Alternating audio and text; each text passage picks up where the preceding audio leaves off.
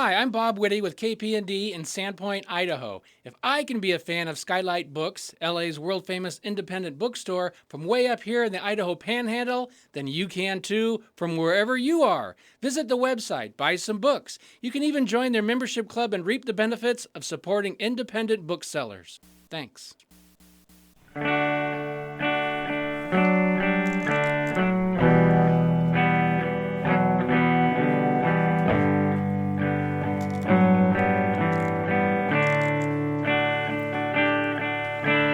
Meet me on the softer side. Meet me on the softer side. Softer side of your heart.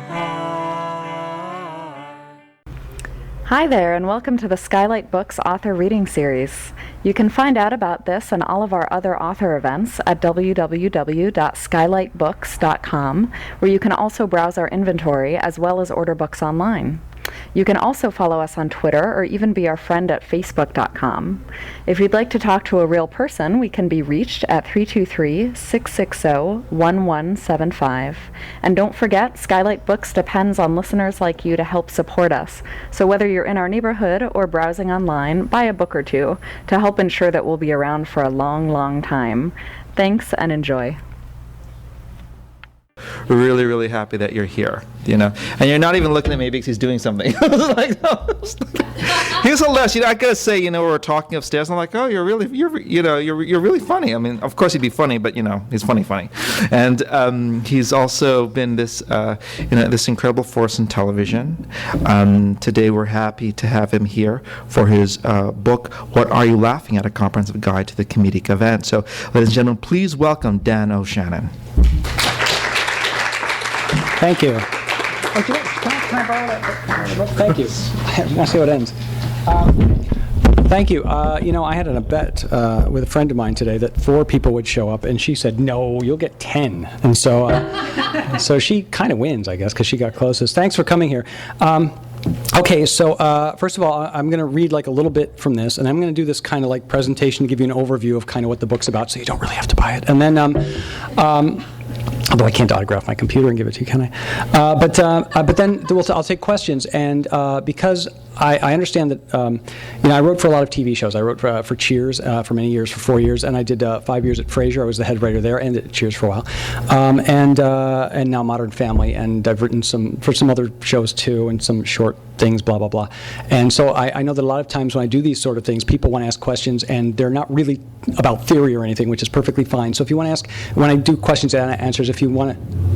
Oh, that's if you want to ask questions, feel free to ask about not just anything book pertained, but if you want to ask about writing TV or this or that. I mean, because it's all part and parcel of writing comedy and drama and comedy and rules of all that sort of dovetail. So don't feel like you have to ask theory questions, okay? But I am going to bore you with that for a while. So. This is my book. It's called What Are You Laughing At? I did not design the cover, but it's not bad. And I'm thrilled to have written a book because, I have that prejudice of, a real writer is someone who writes books. It's like TV, a book. So I have one of these. And I'm going to read from the introduction so you know where this book came from a little bit.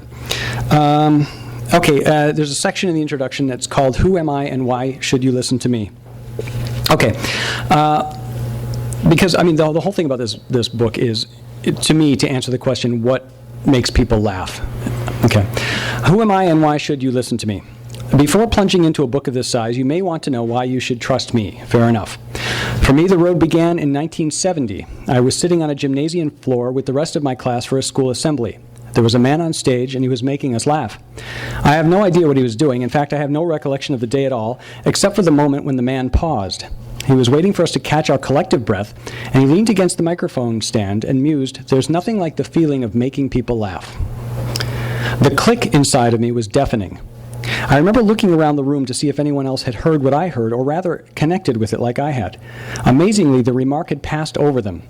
But they were changed because in that moment I saw them as people, my classmates, but maybe they could also be audience. I was 8 years old, and I found my calling. I was going to be funny.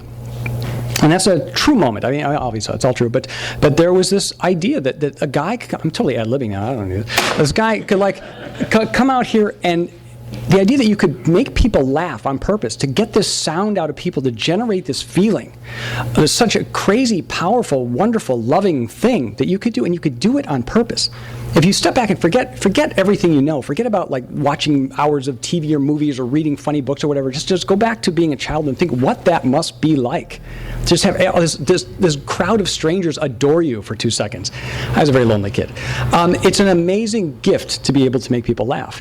And this was my first glimpse at the idea that it might be possible for me or for anyone who chose to do that. I forgot what happened to me after that.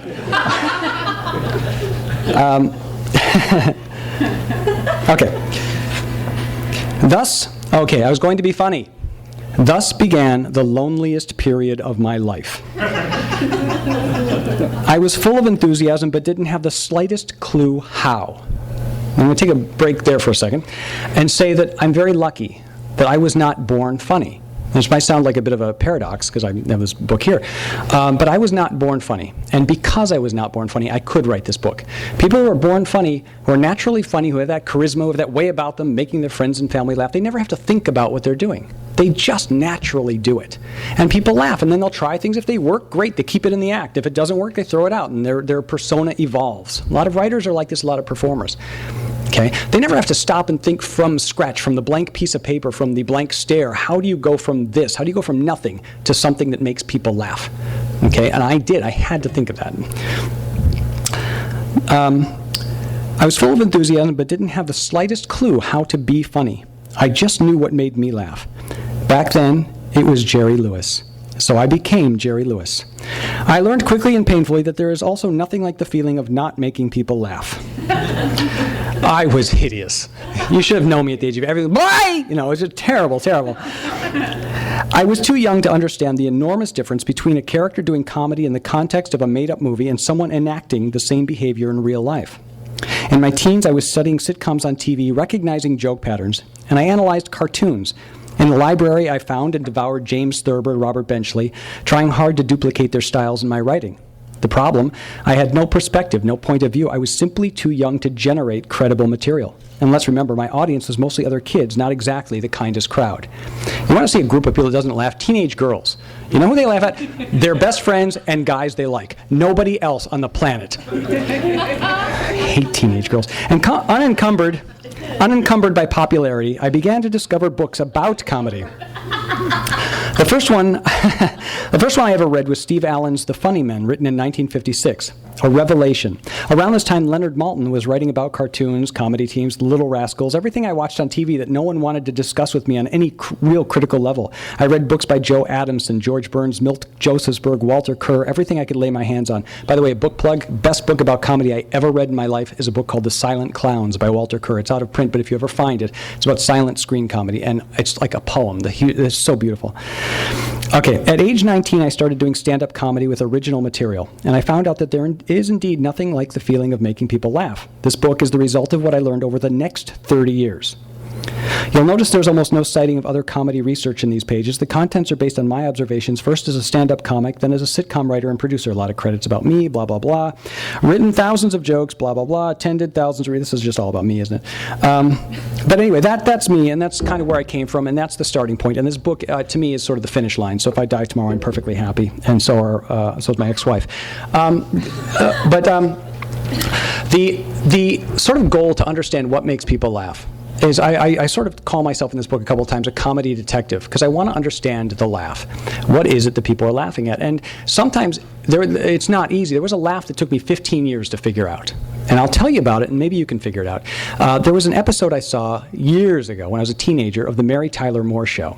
And in the episode, Mary dates her boss, Lou Grant. They've been friends for many seasons, and they decide to up it a level and see if they might be romantically inclined. And they have this very awkward date, and it culminates in this extremely awkward moment on her couch when they lean in for a rather awkward kiss. And as they lean in for the kiss, they both sort of realize the folly of what they're doing, and they burst into laughter. And that's when I heard the laugh that didn't quite feel right to me. It was a loud laugh from the studio audience on the soundtrack. A loud shriek of laughter followed by a sudden taper. And I think it was the sudden taper that bothered me, because it wasn't this full-bodied laugh that just sort of goes out naturally. It just sort of stopped a little short. It was almost like this kind of like when your car stops too fast. And I sort of thought about it. I thought maybe it wasn't as funny as I thought it was, or was it the performance? I don't know. Maybe it wasn't a funny night. I don't know. And I forgot about it for 15 years. Okay, now 15 years later, I'm running Cheers, and I write an episode in which there's a joke that I put in for Norm. And in the joke, Norm is talking about, he says to the others, okay, guys, you know what? I've had it with being this guy. From now on, this is the day I get off my ass and I stop drinking beer and I tell my wife that I love her and I go and get a job. But he's kidding, and he can't even get through the idea of being a normal, productive citizen without bursting into laughter himself. He just can't do it with a straight face. And he's doing it, and I hear the same laugh from the studio audience I heard 15 years earlier. Loud shriek of laughter, sudden taper. And I looked at them, and I looked at Norm, George went, and I understood the laugh I heard on the Mary Tyler Moore Show as a teenager. Now, when I'm done with this, I'll bring that back. And if anyone wants to take a stab at what was going on, then feel free. Now, I'm going to bother you with some theory talk and an overview and sort of how I approach all this stuff. And then we'll do Q&A. All right, a lot of theorists will you stop that? I'm kidding. A lot of theorists will go on about all comedy is X. They will say all comedy is incongruity, all comedy is superiority, all comedy is aggression, whatever, all comedy is relief, that's Freud. Which then is always going to be incomplete, because then you go to these theorists and you say, does therefore that mean that all X equals comedy? Is all superiority comedy? Is all relief comedy? Is all aggression? The answer is no. And so they have to start looking for those differences, like when is it comedy and when is it not comedy? And so the thing to do, I believe, that the approach I took was not to just dissect the material. Okay, there's comedic information, and not just to dissect the material, but look at the whole event, the comedic event. And so I have mapped out what I call the comedic event that contains what I believe to be certainly the most sort of more important variables in the things that can play into a laugh. Okay, ta-da. Now, it seems on the face of it that a comedic event is very simple. We have the receiver. That could be you, me, anybody, these people, whatever. And they are going to be the ones who laugh. They come into contact with comedic information. That is that which makes them laugh. Now, it could be a formally structured joke. It could be a baby making a face after eating a pickle. It could be just somebody who looks like somebody they know, or a cross between somebody they know and a German Shepherd, or whatever. Any information that makes them laugh. Symbolized in this diagram by a triangle. We'll get into that structure in a minute. They come into contact with comedic information, in this case, a linguistic joke that goes like this. The doctor says to Mr. Jones, I'm afraid you're going to have to stop masturbating. Mr. Jones says, why? And the doctor says, so I can examine you. Okay. Now, you've had your reaction, and our receivers all have their reaction. Okay? So, very inappropriate to tell this joke to children. But I'll say they have their reaction. Now, they're all different, perhaps because they have different senses of humor, but perhaps because the experience is different for them. So we're going to take a look at what constitutes comedic information. Is it separate from other information? If so, how? But what we're really going to do is zoom in and focus on those arrows, because it's in those arrows that we find all these variables coming into play. This is the event that is happening. Now, we're going to start with the arrows on the left between the receiver and the comedic information. Before we even come into contact with comedic information, whether we read it or hear it or think of it ourselves, whatever, there are already variables at play that will help shape the laugh. Now, some of these are going to be like very simple, and you're going to go, duh, and then others get a little more complicated as we go on. These are the elements of context. For example, our baseline reception factors, we'll call them. That is, who are you coming into this thing? Okay, what is your predisposition? Do you like this kind of humor, that kind of humor? Are you somebody who are you? How old are you? Anything from like your heredity to your social status, blah blah blah blah blah. Social context. Also, I want to say that in baseline reception factors, there's also your health. Are you feeling good? If you're feeling sick, you might not laugh as much as if you're feeling well. Obviously, you're a little drunk, something might be 10 times funnier. You're drunk, something might be less funny. All this has nothing to do with the comedic information, but it's going to have a lot to do whether you think something's funny. So already things are changing based on just who you are. I'll give you a great example of that. My wife was once watching the movie Space Jam with her kids, and she was watching it at a critical time during her cycle. And at the last scene, when Michael Jordan made that last shot with Bugs Bunny watching, she burst into tears. Okay, so was it that emotional? No, not objectively, but she was physically in a place where that was very emotional. The same thing happens with comedy, which is why when we have, shoot shows in front of a studio audience, we have a warm-up guy to get people in this crazy mood so they are more predisposed to enjoy the comedy that is presented formally. Social context, that brings me to social context. Obviously, if you're with a group of people, you may be more inclined to laugh at something than if you're just there by yourself. If the source of the comedy is in the room with you, you may be more inclined to laugh socially, to show approval for whatever reason. So having other people around will change the way you take in comedic material. A vehicle. A joke, some comedic information, may appear in a man-made construct, a play, a movie, a book, whatever, and your feelings about that particular vehicle will affect the way you react to the jokes within. I've seen jokes that we would have thrown out of the room on Frasier, never used in a million years, in a Broadway play, and people laugh and applaud because of the way they approach watching a play versus, which they pay money, they get dressed up, they go out, they make the reservation, it becomes an evening, and everything is amped up. And so something a little more mild will get a huge response, as opposed to just basic crap TV that they can turn off or switch or watch in a rerun or whatever. It's free, so they look down on it a little bit. Exact same joke, they go, whatever. If, for example, your grandmother makes a joke like that at the kitchen table, you might burst into laughter because it's totally unexpected by her. It's not you're aware that writers aren't writing her stuff, and it's just amazing that she came up with. So a vehicle will affect the way you respond to jokes within. Feelings about the source. This is a good one. It's obvious, but it's huge. It's how you feel about the source of the comedy will also determine whether or not you laugh. Very obviously, if someone you hate tells you a joke, you're probably not going to respond the same way you're going to respond if someone you love tells you a joke. I met George Burns once, which was a big thrill of my life because I was being a big fan of his. And I found out that he had an office on the lot where I was working. I was a young writer at the time, and I was so nervous, and I knocked on the door, and some guy ushered me in, and I said, and it was like, George is a young writer, wants to meet you. Oh, send him in. So I go in, and it's George Burns. And he says, so what do you do? And I say, I'm a writer. And he says, so write something. And I burst into laughter. It was hilarious, And then I left. I'm walking back to my office. About halfway back to my office, I thought, that wasn't funny. But I had laughed, and I meant it because I loved George Burns. See? So my reaction to that comedic event, my event was meeting George Burns. Okay? It wasn't about the comedic material. It wasn't about whether or not that joke was particularly funny or not funny. You ascribe it to the event. I'll also give you an anecdote about when I started comedy. This is how analytical I was. When I started doing stand-up, I was 19 years old. And I started off by writing a bunch of jokes. I would write jokes about going to college, which I then got kicked out of. I wrote jokes about my girlfriend or my family or politics or whatever, and I'd group them together by topic, and I would go on stage and do them. And have little segues in between the topics. And sometimes I would kill. And then other nights, the exact same thing. I would just kind of die, or I could feel that I just wasn't getting there with them. And I was thinking about what was going on with this, what was going on. And then one day I had this kind of inspiration. I realized what it was. At the time, I looked very young for my age. At 19, I looked like I was 12.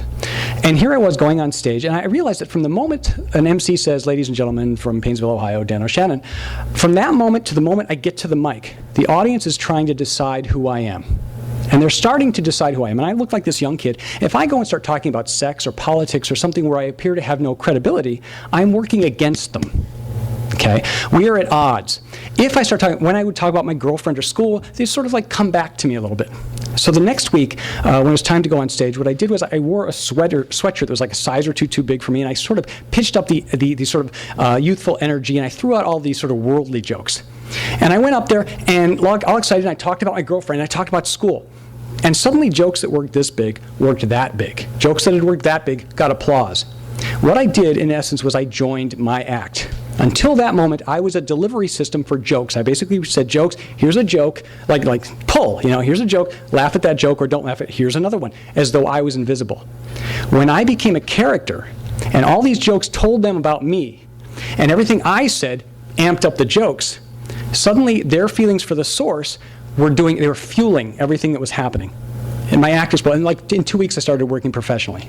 And so it's like these little, I was very lucky that along the way during the career, I had some little moments of inspiration where it's, oh my God, and everything would go to another level. And so I was very lucky. So feelings for the source is huge. I'll talk a little more about that later. You became congruent. Yes, I did. I became congruent with my material. Absolutely. And of course, etc. We're talking about comedic information. What constitutes comedic information? Now, I want to talk about that for a minute, because when you think about comedy, a joke written on a piece of paper is not comedy any more than a stick of dynamite is an explosion. Okay, that's a pretty important analogy, because comedy doesn't exist except for the moment that it's happening. Then something comedic is happening. It's this unexploded dynamite, this piece of paper with words on it, isn't comedy yet. Okay, so when we look at structure and we look at content and that sort of thing, we have to understand that there is no content that always gets a laugh. Also, there is no content that always doesn't get a laugh. There is nothing that is always funny and nothing that is always not funny. Okay? There is no structure. There is no comedic structure where you will say that always works or that never works. Okay, so what is it about comedic structure? Well, what we do, there are some structures and some types of information that are more conducive to getting a laugh than others. The idea is to actually persuade people to laugh, because the idea of comedy is actually a choice made by each and every one of us in nanoseconds when we are confronted with information, okay? And we hear this information, we take in this information, we decide to make it funny. And sometimes, as if it's someone you are purveying comedy, you have to persuade them. That's why you got to sell the joke, not just tell the joke. You often use familiar wordings, familiar structures to let them know, oh, okay, a joke is coming, I will file this under comedy, and then I know whether to laugh at it. I might not find it funny, but I know the intent is comedy. Okay, sometimes days later, we look back at something with a different eye, an eye toward, hey, you know what, that thing that I hated, that was horrible, that made me want to kill myself 10 years ago, is really funny now. Okay, you can look at it a little bit differently. That's a safe distance. Anyway, we're going to talk about the two main variables in comedic information. The first is incongruity. Now, in any comedic information, in fact, any information, you have your receiver. That's the little box on the right. That's you, me, anybody. And you have a setup. Now, by setup, I don't necessarily mean a formal guy walks into a bar. It's just whatever our baseline information we have about the way the world works, the way about whatever topic comes up. It's what we take for normal, our mental library of normative events, or it is a part of a setup, a guy walks into a bar, whatever. Then there's a second piece of information given by the source, whether intentionally, unintentionally, whatever, that we'll call the punchline. It's the piece of information that puts everything together in a way that you can find it incongruous. And we connect those two ideas through a level of cognitive process. Okay, we take what we know, and then we take this new information, and we understand that it's hugely incongruous or a little incongruous, through a certain amount of mental gymnastics I'll talk about in a moment. And whenever we put these pieces of information, we will find information that results in a different level of incongruity. Okay, some information is not particularly incongruous, and some is like crazy, The recognition of incongruity can lead to a visceral response. We can be shocked into laughter by incongruity. And I want to talk about that, but I don't want to talk about that. I want to talk about, sorry guys. Comedic information, play. Sorry guys, I really promise I'm sorry. Okay. As I said, we do this, we recognize incongruity. Now, why are we shocked into laughter by incongruity? And I think this actually goes back to the way we're built mentally. We are actually hardwired to recognize incongruity. And how is that? Why is that something that we would have in our evolution? Well, if this goes back to pre-language, imagine us as sort of proto-human beings, all right? And we are living in caves or in forests and trees, wherever the heck we're living, and something out of the ordinary happens. We hear a rustle in the trees where it's not supposed to be, or something thumping over here, a shadow that doesn't belong. It's not something that doesn't belong. We recognize the incongruity. Suddenly, we know that whatever is out there could eat or kill us. Okay, and so what happens? Our hackles raise, our pulses pound, our sweat goes. We're like ready to fight, flee, or die. And then it turns out that it was just my own shadow, or it was just a rock falling, or something very safe. And we are flooded with relief. And this flood of relief means we're turning off all those switches that had us on high alert. And it is a physiological rush that we immediately associate with relief, with triumph, with celebration, with superiority, all these things that make up what we call response to comedy. And it is this fantastic relief. And then there are others with us, and we might share this with them, and it could easily result in this kind of, ha, we don't have a language for it. It's just the sound of it. You feeling this too, this amazing thing, like take that shadow on the wall, we didn't get eaten, whatever. There's a precursor to laughter. Now, how does that turn into comedy today? Well, think of us like evolving for years and years and years. We love that feeling. It is a drug rush. It is only natural that we would find ways to synthesize that feeling. How? By creating comedy, the recognition of safe incongruity, people doing things that are incongruous. They flip these trace switches in us, Just this little up and down. Oh, this incongruity, it's a safe incongruity. We're talking about something, we see the Three Stooges poking each other, but it's not real, it's a movie. So it's okay, so it's safe incongruity. We can laugh at that.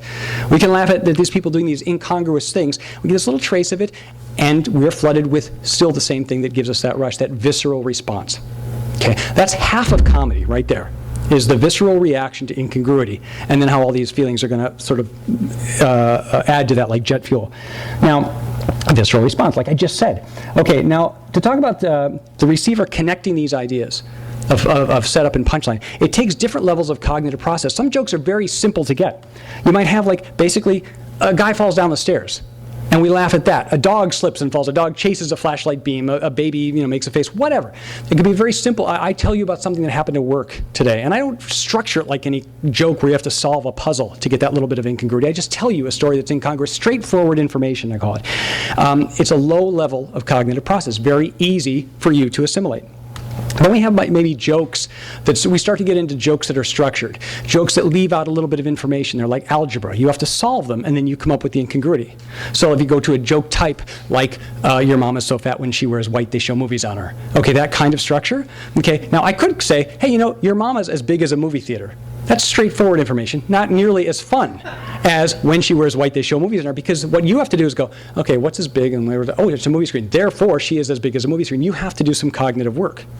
Okay, so the jokes start to get more complicated. Then we get to recontextualization, which is basically the old, and I've done zillions of variations on this, but I'm going to go to the oldest one I can think of, which is I shot an elephant in my pajamas. How he got in my pajamas, I don't know. Okay, so the setup implies that I'm wearing pajamas, but then I say something that makes you recontextualize what I said the first time and find a separate meaning in it. And it makes you go back and go look at it in new life and go, oh, okay, it has a different meaning, and that's the one he meant. So it's kind of like tricking you into that laugh. And that's recontextualization, which is a much higher level of a cognitive process. Now, how does this affect comedy? Recognition, sorry. You'd think I would have done this before. That's the middle one, that's the high one. What's next? I'll tell you. Okay, our recognition of structures and of a complex cognitive process actually results in a appreciative response. Now, I said before there was a sort of visceral response to the recognition of incongruity, and this is a cognitive response. But how does that cognitive response come out? In laughter, the same sound that we make when we encounter incongruity. Now, why? Because there are two types of laughter. There is the visceral response, that kind of shocked laughter of incongruity, and then we have a behavioral emoticon. I think what we did as proto-human beings before language is we did something kind of brilliant. We took that sound that we all make, that ha, because we all knew what it meant. It meant joy, it meant triumph, it meant this fantastic feeling, and there's a very important part of sharing. Okay, and so what we do is we don't have language, and we repurpose that sound to basically mean, I mean you no harm. This is great. This is like a cognitive tail wagging. This is a literal emoticon, an LOL, basically. I guess it is actually a literal LOL. This is kind of like, I'm making that sound we make that we're all happy, so I'm showing recognition of play and approval and that sort of thing. I'm not serious here. This is that great feeling we have. Okay? And what happens is over the years, it becomes this thing where you will watch people talk in coffee shops or anywhere. And if you listen to what they're saying, there's no actual jokes in there, but people will just throw out these laughs at each other. All the time. I do it. Perhaps you do it. I don't want to assume. But perhaps you do. And that's because we are geared toward this kind of recognition. It's like handshaking to show that we're harmless. We do this laughter socially all the time. So we have two types of laughter, and these merge in comedy all the time, especially if we have the source of comedy in the room. When I laughed at George Burns, so much of it was just this appreciation. I love who you are. Laugh, laugh, laugh, laugh, laugh. You did not surprise me viscerally. It was some crazy comedic idea. No, you said something that indicated a kind of play and a kind of friendliness, and I laughed my head off. It was that second kind of laugh. Now, different laughter happens all different ways. Sometimes, like I had dinner with this guy, and he told a joke at the end of the night.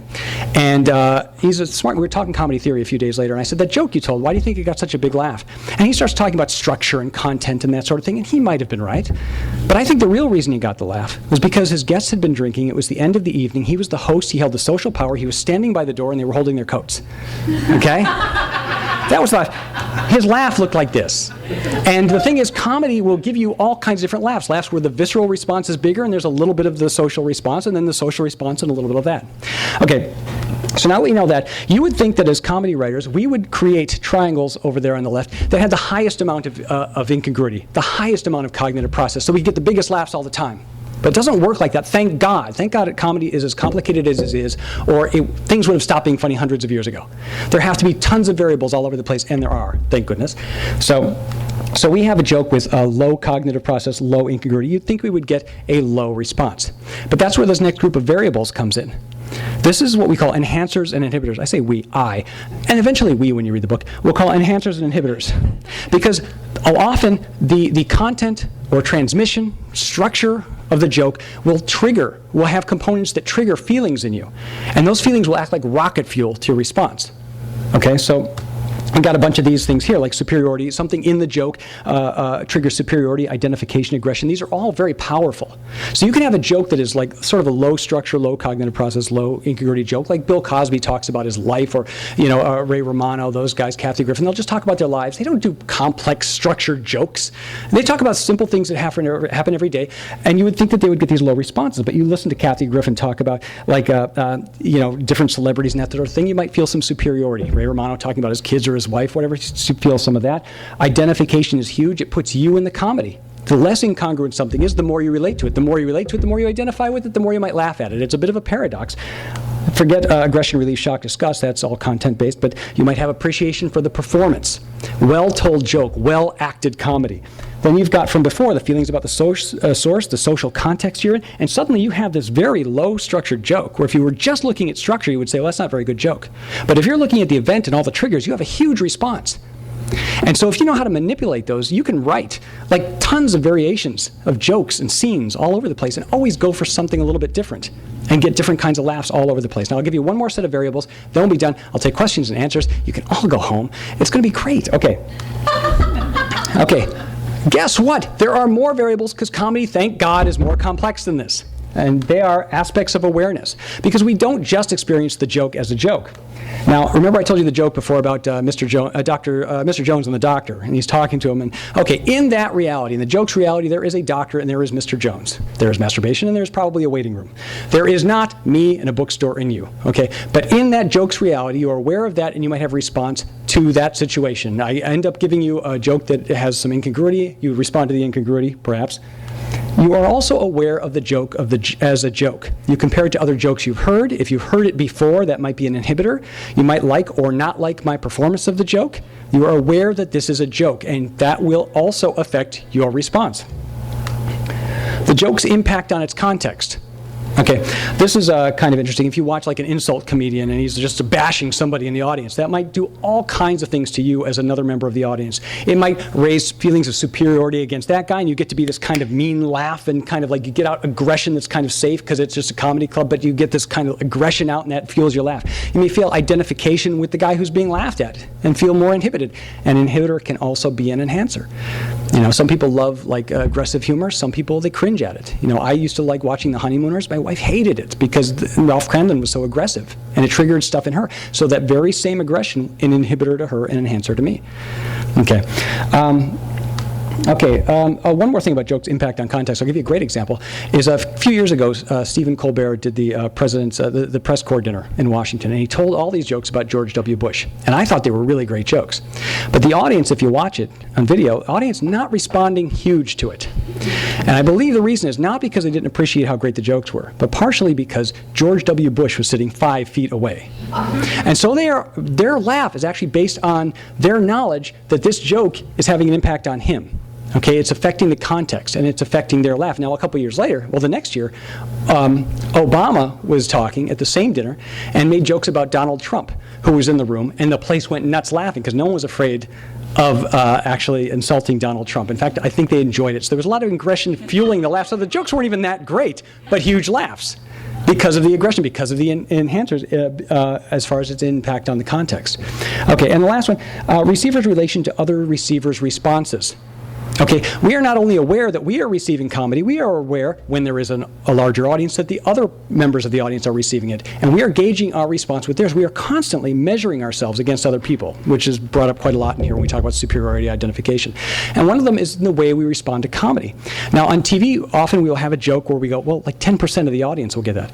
But we also know that 10% of the audience will laugh 10 times harder if every now and again we give the 10% of the audience the joke. Well, why is that? Because they are aware that they are part of a small group that has an in with the source, who holds the social power. It's like, we get this, but we're also aware that other people aren't getting it. So we have superiority over the other people. We get to exclude them, and we have inclusion with the source.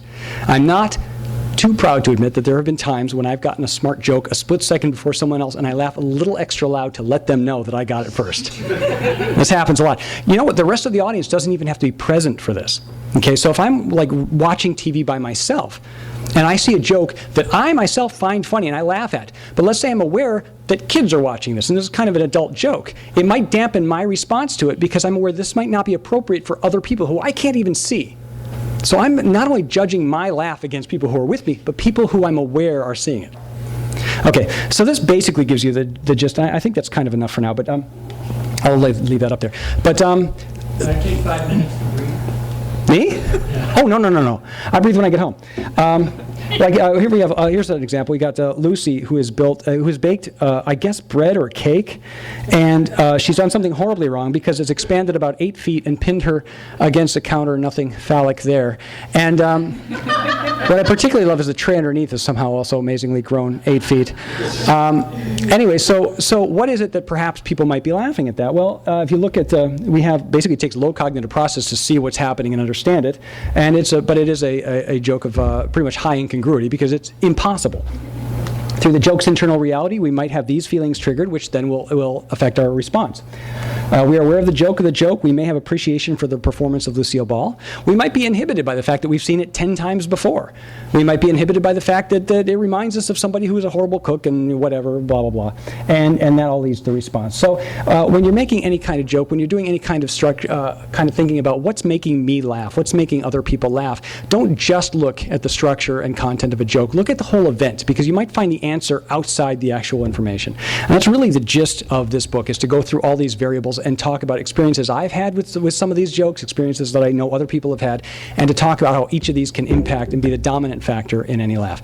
Now, before I stop this and ask questions, I'll go back to Mary Tyler Moore for a second. As you'll recall, she and Lou Grant were leaning in for an awkward kiss. They start to laugh. Loud shriek of laughter from the studio audience, sudden taper. Any idea what would cause a laugh like that? I'll take a guess from anyone. Go ahead. What's that? I've read the book. You've read the book, you know. You want it so much to happen. You do indeed want it so much to happen. But so are we saying that they're enjoying it, but they're disappointed because they wanted it to actually go into a kiss?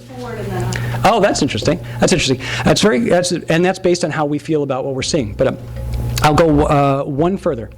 The studio audience is having a different comedic event than we are. We are watching a filmed TV show in our living rooms, presumably, or wherever we have a TV.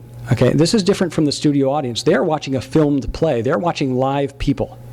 And these people are doing a scene and they start laughing. And the studio audience thinks, they've forgotten their lines. We're seeing a blooper. A loud shriek of laughter, but the scene keeps going. So they have to shut back up to get into the scene again. Okay. Now, at home, watching it on TV, especially as a teenager, it would have never occurred to me because they don't show bloopers as part of the show. That doesn't happen on a formally packaged sitcom. But if you're in the audience, if you're in a studio audience watching this thing get filmed, actors make mistakes, and you laugh and laugh and laugh, and then you go, oh, it's not a mistake at all. I made the mistake. And that's what's happening in those laughs, I believe. So again, that it has nothing to do with content or structure, but the comedic event. Those people laughing were in a different place and time than I am laughing at it later, so there's no guarantee that we're going to have the same response.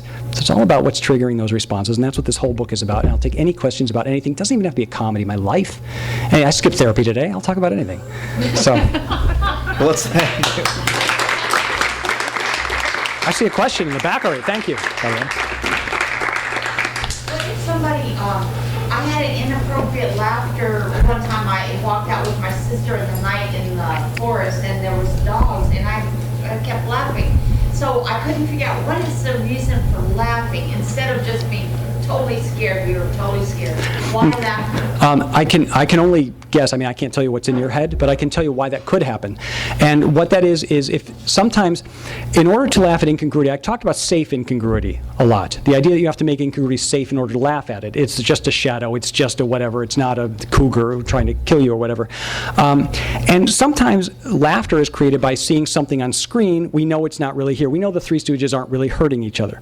Sometimes distance in time is the thing that makes information safe.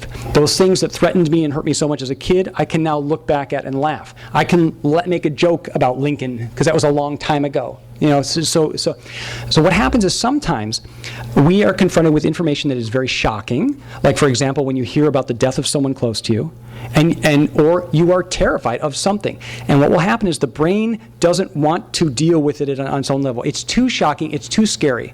And so I will make it safe by basically creating a distance, and I will put that in the comedy file in my head, and I will laugh at it. If you've ever seen this happen, which is a very strange thing to see when you have to say to somebody, you know, I'm afraid your grandmother died, and they burst out laughing. I've actually seen this. It's an odd thing, but it's the information is almost like too big to fit and too threatening and too scary. And so they turn it into, this can't be real. And if it can't be real, then it must be nonsense. If it's nonsense, it must be funny, and I laugh. You're very welcome. You still have to buy the book. That theory makes a lot of sense because some of my favorite horror movies also have like really good comedy writing in them too. And I was wondering if you've ever maybe thought about writing a horror movie. Yeah, occasionally I've thought of that, because I like really good horror movies, but I just haven't ever gotten around to. Now that I'm done with this, maybe I can. But no, I like them, and I've also noticed that not only is there good comedy in a lot of good horror movies, but a lot of times when people are startled in a movie, they'll be startled and then turn to each other and laugh. And it's that very same thing I'm talking about, that very primitive thing, like when there's something scary out there, but then it's okay. It's like, okay, it's not a real thing. Okay, I'm in a movie theater, but I did get startled, all those hackles got raised, and we turn and share it with somebody, and we laugh. And so it's kind of interesting to see that happen, like in the 21st century, this very sort of primitive behavior. But to answer your question, I've thought about it. If I come up with a great idea, I will. But I hope I do. But so far, I haven't. Yes? You said that at the beginning that you were a kid that wasn't funny, and Right. you decided that you wanted to learn how to be funny. Right. And since you've done that and you've learned about comedy, but how did you go about learning how to be funny? The question is, I was not born funny, as I said before. How did I go about learning to be funny? I think a lot of it was watching. A lot of it was, first, the things that anyone does as a kid. You imitate those things. It's like an artist. I mean, it's like artists often start by having a style that's very much like someone they admire, and then they slowly develop their own style as their own heart and soul gets expressed as they start to learn the tricks of the trade. I think you start from like kind of writing from the outside, writing things that are shaped like jokes, writing, jokes that, like my act. I wrote from the outside. I didn't write from a specific point of view. I just wrote jokes. And so I hit a ceiling. I was kind of limited. It had to have that breakthrough of writing from the inside. And so I think little steps like that, starting from imitation, starting to kind of create my own jokes, and sometimes they would work and sometimes they wouldn't. Sometimes I think, sometimes I remember like in high school, I'd get on a roll and people would be like dying laughing, and I would go home thinking, I got it. I'm funny now. And then like 2 days later, I'd go out and try to be funny. Nothing. And I would I'm nothing. And it's like every day I was judging myself on every single laugh or not laugh I got, which was just horrific. I mean, even like, it's still, I'm not too old to keep learning lessons along the way, I hope. But a big lesson I learned when I was writing TV, when I was back on Cheers, I think even then I was just writing funny. I'd write the story and the story structure and everything was funny, and I'd hand it in and it would do fine. But I started going to therapy around that time, and I was actually kind of afraid of going to therapy, because I thought, if I go to therapy, what if they iron out all the things that are messed up in me that make me funny, and then I won't be funny anymore? I was actually very nervous about this. And I went to therapy, and the result was, it didn't stop me from being funny, but it made me a writer, because I began to understand that the reasons I was doing things behaviorally, the reasons I was in the kind of relationships I was in, the fears or this or that, had these really deep internal reasons that were not being externalized, that I had a subtext. And as I learned more about that, and I was writing these characters, and it was Cheers was when I really started to go through this, I started feeling that these characters I was writing, I was not just moving them around from funny line to funny line. I mean, I was, but I was starting to understand their intentions, the characters' motivations, what was on underneath that they weren't expressing. And so I got to write more sort of psychological jokes for them. There was one joke, I don't know if you know the show, there's a character named Cliff. He's a mailman, he lives with his mom, he's a know-it-all. And I wrote a line for him where he says, he's explaining what a Freudian slip is. And he says, a Freudian slip is when you say one thing but you're thinking about a mother. And and it's like, it's a joke, but it's a joke that gives you a little window into who he is, you see? And so, I don't, these characters do not wake up every day going, I'm going to be funny. They sincerely believe in who they are and what they're doing. And I have to respect that when I write them. I often see scripts from people who are just starting out, and I say, why is this scene here, or why is this dialogue here? And they say, because it's funny. Yeah, well, the character's trying to be funny? No, the characters have to believe in who they are and what they're doing.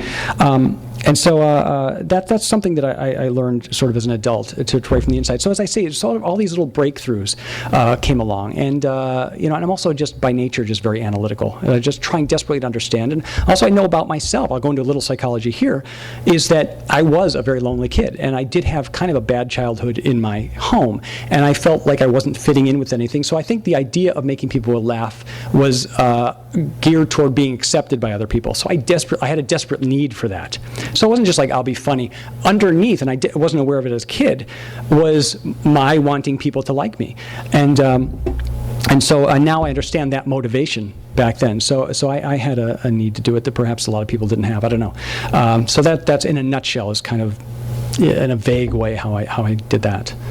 So, yes? How do you determine how much cognitive process you require from your audience over the course of a half-hour show? What's the graph of that? It's always different, and it's kind of like, like Leslie, you watch any TV show, and you'll see if you sort of like start to take apart the jokes, you'll find that there's a huge mishmash. Like in Modern Family, there's a lot of wordplay. I tend to be a sucker for wordplay. It's not all I do, believe me, but I kind of like it, and so I put in. I'll just give you an example of a wordplay joke I did for Modern Family. It's kind of, I can't believe it got in, to tell you the truth.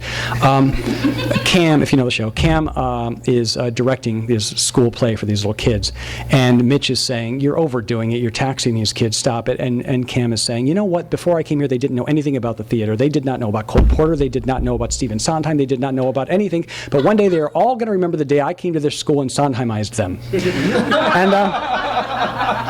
And I pitched that just to make the other writers laugh, and they were saying, we got to put that in. I said, that's not going to go in, there's no way and it got in. But does that mean every joke is wordplay or that kind of thing where you go, Sondheim, oh, that's what, no, that kind of joke usually gets an appreciative laugh like that, because a joke like that is really a card trick in a way. It's like a little card trick with language, and the laughter is actually this more sort of appreciative than kind of visceral response like we talk about. Other times on Modern Family, someone falls down, Phil might fall down spectacularly or something, and that gets this gut visceral response. We have jokes that are very small structured and very large structured, and every variation, and then we try to and we don't consciously try. By the way, none of the writers, including myself, think about this stuff while we're writing. It's more instinctive. But we are basically plucking it different. Sometimes we do those jokes only a few people will get because we know we'll get that kind of laugh. Or sometimes we do a joke that's going to trigger this kind of feeling or that kind of feeling. So so there's no set graph for any half hour of TV. A good TV show will throw every kind of joke out there and keep mixing it up. Because if you had a joke, and I've seen stand-up acts like this, where the stand-up will land on a certain kind of joke structure, and then every joke is that same kind of structure, and you start to see through the structure, through the joke to the structure pretty quickly, and it gets old. So you need to mix up. Sometimes it's easy, so bless you. Sometimes it's a little more difficult, whatever. And we really try to mix up is the short answer to a very long statement I'm making. So, yes? Do you have a theory about things that aren't meant to be funny that become really unintentionally funny, like Silence of the Lambs? Yeah. Well, I talk about like meta-comedy, and I talk about the idea of ironic comedy and that sort of thing. And what we do is when we're laughing, it's kind of like what we do there. Like, for example, let's talk about comedy that, first of all, that gets ironic laughter. That is jokes that are so bad they're good. Okay? And why are those funny? What is the setup? What is the punchline? Well, the setup really is our knowledge of how jokes usually work, of how comedy usually works. And then we throw on top of that this very bad comedy. And we see the difference there. And we know that this intended to be that. And we will laugh at it. But our setup actually is our knowledge of comedy. John Cleese talked about something like this in Monty Python. He was talking about Michael Palin. He says the rest of us would write these really complicated sketches with this and that and this. And then Michael Palin would just do a little film bit of a guy walking up to a river and throwing himself in. And then getting out and throwing himself in again. And we would just scratch our heads going, why was this funny? We never understood why it was funny, but we kept laughing. Well, I would look at it and I would go, I think there are two basic reasons why we laugh. Now, there might be all these other subterranean reasons, but I'll go two basic ones. One is that it's incongruous behavior. It's absolutely unmotivated, which is incongruous. Someone would keep doing this over and over. The second is that we are watching the rest of Monty Python, and we're looking at comedy structured in a familiar way, that they have these complicated setups, and so we know what comedy is. And then we see somebody doing totally unmotivated action that doesn't rely on complicated setups and this and that, and so our knowledge of comedy is our base. And then we have this comedy that doesn't fit. And so it's incongruous as comedy. So it's a second layer of laughter. I also talk about like why things get funnier and funnier and funnier and then less funny. And I've got some examples from Cheers and stuff in that we did. As far as like looking at something that and laughing at it like Silence of the Lambs, the only thing I can perhaps suggest there, and I can't say this is why we. I kind of stay away from this and I talk about the variables, and this is a possible reason why we. It's the same reason people can like laugh, I think, like at the Holocaust. And what I'm not saying, do not mistake me as saying the Holocaust is funny. But do people make jokes about it? Yes, they do. Every day. How is it possible for human beings to laugh at that? And it goes back to those dogs that you were talking about. We make it safe in our head.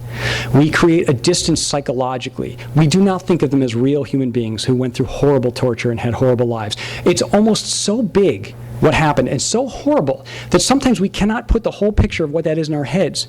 And we have to render it safe in order to fix it. And if it doesn't make sense, it's nonsense, and that it allows us to laugh at how big it is. Or we laugh at the idea that someone would laugh at it.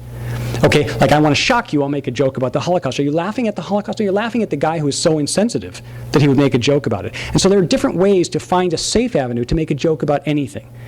Okay, anyway, there's a lot more about that in this thing, but that's kind of the gist. Can you talk about the pairing, I guess, of material with, say, an actor? I'm assuming, like with Modern Family, I'm assuming you're there for the casting process. You must have seen a lot of actors say your words. So I guess what is it that's just like, oh, this guy's perfect for this role? Or, in addition to just having their great timing. Yeah. Well, it's kind of, we like, for example, on Modern Family, they knew that they wanted Phil Dunphy to be Ty Burrell. I mean, they knew that from the beginning, and the network even said, we don't like this guy, he's not a star, whatever, don't do it. And then the creators of the show actually filmed him doing like a scene kind of on spec, and they showed it to ABC, and they said, okay, fine, do it. There were actors that the network was against, and there were actors that these guys all came in and read, and they were great. Some of them were just lucky because other people said no, and it was an insane amount of luck. I mean, obviously we have a terrific casting director and we have great producers, and everyone was able to pick the right people. That does not always happen. In this case, it totally did. And what happens on a lot of shows, and I'll give you a great example, is Kirstie Alley on Cheers, is you will write a certain kind of character. When Kirstie Alley started on Cheers, she was supposed to be this kind of put-together ice queen, and this kind of person that Sam could not get through to, that she's going to be really tough and everyone was going to hate her. And we did a few episodes where she was like that, and it just wasn't clicking. And then there was a scene where she had to go into her office and cry. And nobody cries funny like Kirstie Alley, but we didn't know that. And she cried, and suddenly we felt things for her. And our feelings of sympathy, our feelings of, oh my God, this is a real person, and she cries funny, those enhancers. We felt something for her, and it was rocket fuel to the response. So we started writing to her insecurities. And so what happens is the writers and actors become custodians of the character. They become co-parents of the character. We find what the actors could do. Ted Danson could eat funny like nobody, and Kirstie Alley could cry funny like nobody. And a lot of people can't cry funny because they'll cry real actors will cry in a way that'll make you want to cry, but who cries in a way that makes you want to laugh? Kelsey Grammer was that way too. He could give you every emotion there was, give it to you so you would swear he was feeling those things, but instead of wanting to cry for him or die for him, you would laugh. He was great. He was great to write on Cheers because he was full of, we talked about subtext earlier. He was a guy, Cliff was what he was, and he was funny. But in many of the characters, they were what they were, and they were funny. Frasier came in with levels. He looked down on everybody, but he couldn't quite leave, because underneath he wanted to belong. And suddenly, and right around this time, Cliff had been my favorite to write for when I started Cheers, and by the end it was just Frasier. I loved that he just couldn't, he wanted their approval so much, even as he looked down on them. And there was something so sad and heartbreaking underneath that, and sort of hilarious, and something I keyed in with, that I loved writing for him because of that. So that was just a brilliant piece of luck with casting and material. And unexpected. You just don't know which actors are going to connect with which material all the time. So, long answer again, sorry. Anything else? We good? Oh, no, I'll start on the left. Well, actually, we'll go to you, and you'll do the last question. Okay? Oh, I make it good. Okay, go ahead. It's going to be the last question. This wraps up everything. Less pressure. Second last, even twice as important. Go ahead. Oh no. Have there been? How can you tell when a joke will work on the page versus in performance? Well, I think as far as working on the page, I mean, it comes down to, did it make me laugh? Because again, I do not think of things in terms of theory while I'm writing. It's almost like I've said this because people ask me, does it take all the fun out of comedy or whatever to have gone through all this? And the answer is no, because I don't really think about this stuff while I'm writing. I'll just write something that kind of makes me laugh or just feels right to me. I've been doing TV for 30 years, so it really, in a way, just has to feel right. And I can just kind of feel it, or it just makes me feel funny or happy or whatever. That doesn't mean it's going to work on stage. There have been jokes that I wrote on the page that I thought, oh, this is terrific. And then I see it on stage, and either the actor has a different way of doing it, or maybe the camera was in the place where it didn't really do well, or maybe, worst of all, it wasn't as funny as I thought it was. And I am quite fallible, and I will admit to that. There are times I think, oh, this is the joke. And there have been times all of us have, and Ken Levine talks about this a lot. There have been times that you'll be in a room and you think you have a good joke and you pitch it and it gets nothing. And a lot of times, certainly back when I was doing it, like I'll go back to Cheers, sometimes if a writer really did that and kind of bombed, they would have some kind of way to sort of like make a joke. Like Johnny Carson used to make jokes about how bad the jokes were just to sort of save themselves. And there was one I used to do, especially because sometimes I'd pitch a really long bit, and it would take forever to pitch, and everyone's looking at me kind of like, this better be good, this better, and I'd come to the end of it, nothing. And I would sort of pretend to kind of wake up, or I'd look around and say, was that out loud? Did I say that out loud? And then one day we thought, we should give that to Cliff. And we had him tell this long thing, and everyone looks at me and says, did I say that out loud? And the next year, 2 of our writers had gone on to different shows, and they gave it to 2 more characters. And then other writers on other shows started doing it, and then I started hearing it in real life. And then it was kind of like, I should get a quarter every time someone says that. And then you owe me a quarter. I had a lunch one time with Sam Raimi, who was about to direct Spider-Man. He was in pre-production. And he said, did I say that out loud? And I told him the story. I said, that came from me. I said, I feel like I should get a quarter anytime anyone says that. And he laughed. Then months later, I go and see Spider-Man. And there's a line where J. Jonah Jameson is talking about the Green Goblin. He says, we'll call him the Green Goblin. Copyright that name. I want a quarter anytime anyone says it. I go, that's my line about my line. So, last question. I know after the Republican convention, Bill Maher was talking about Clint Eastwood's talk. And he said, politics aside, you have to give him credit because he got laughs consistently. And Jason Alexander was there, said, what I learned when I was on Seinfeld, that by the end we could have done anything. And Jerry said this as well, we can do anything, we'll get laughs. They're on your side, the audience is on your side. And Bill Maher just kind of shot him down and said, no, I'm a stand-up, I know, you get 5 minutes of good faith if you're lucky, and that's it. And I was very torn on what I actually felt, because I don't wanted to get insight. My feeling when you first said that, my initial response was I'm on Jason Alexander's side, because I was at Cheers the last 4 years, and by the last year they were rock stars, and we had parades in Boston, and I went to one of those, and by the end, they were all being sought out for movies, and there were big celebrations because Cheers was ending. And we're having a Cheers reunion this weekend for the first time in 30 years. It's pretty cool. But come on, you should all come. But by the end, like I say, they were all rock stars, and they, toward the end, were all so busy partying they didn't learn their lines a lot. And so what would happen is they'd go out and we'd shoot the first scene, and they'd come out, and after 2 lines, one of them would mess up or start cracking up, the audience shriek of laughter, but it would stay there because it really was a blooper. And then they'd go do it again, take 2, and then another one would mess up because they hadn't memorized these things, and the audience laughs, but not quite as loud this time.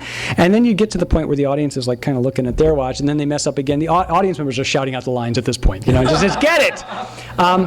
But there is such a thing as, I think, someone being too loved to the point where the laughs aren't real. And to me, there's a great example in sitcoms. One episode that I would look at entirely, that would be the episode of Ellen in which she came out.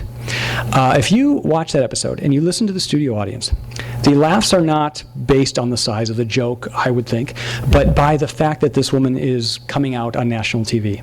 And the audience is so pro coming out that it is a rally.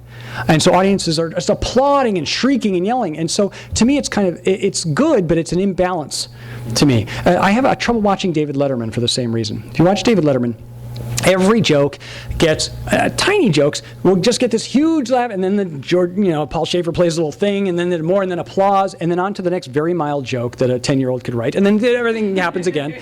And then you watch Letterman host the Oscars, where it's not his crowd. And he does okay, but the laughs are actually kind of appropriate to the jokes. And you got some good laughs, but it wasn't the kind of like, we love you rock fest that it is on his show. And that's why I can't watch that show, is because it seems stacked, it's fake. Those laughs aren't real. They are for their event. Those people are hyped up, and for all I know, the warm-up gives them cocaine before each show. I don't know. But so to them, that's very genuine. To me, it's not. It's too distant, it's too far apart from what I'm experiencing for me to enjoy it. Now, I know a studio audience watching a TV show, like a multicam or Bill Maher, Daily Show, whatever, they're going to laugh harder than I am in the living room, because they're also sharing this laughter with other people who are excited to be watching a show. They're sharing their laughter with the performers. Often laughter will slide into applause. And it's basically because it is, we appreciate you, we love you.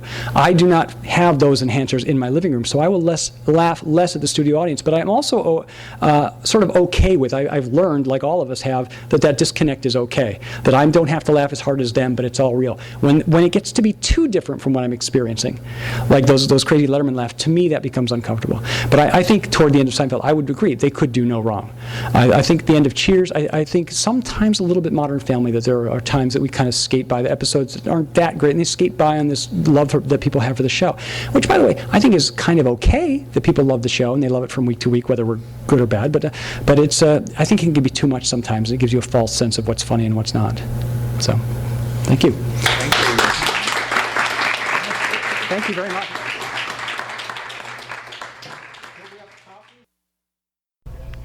You've been listening to the Skylight Books author reading series. Don't forget that you can check out this and all of our other great podcasts at www.skylightbooks.com. Today's music was provided by Fragile Gang. You can check them out at MySpace, Facebook, and the iTunes Music Store. Thanks for stopping by, and we hope to see you soon.